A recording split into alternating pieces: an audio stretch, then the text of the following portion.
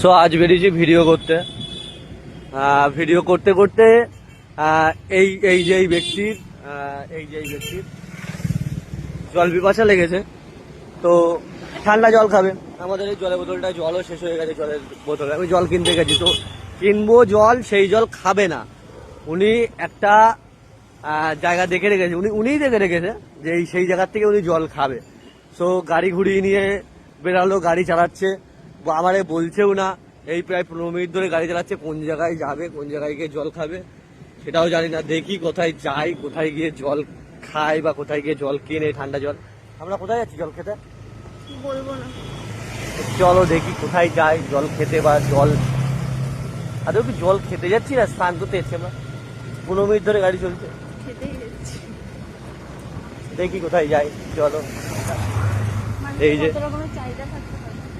হ্যাঁ, তা আমি সেটাই তো বুঝতে পারছি, মানুষের কত রকমের চাহিদা থাকতে পারে। আমি তোমার বললাম আমি জল কিনে দিচ্ছি, তুমি সেই জল খাবেও না। এখন গাড়ি চালিয়ে যাচ্ছে, 15 মিনিট হয়ে গেল গাড়ি চলছে, 15 মিনিট ধরে জল পিপাসাটা আটকে রেখেছো, কোথায় যাচ্ছ নি আমারও বলছো না। চলো দেখি।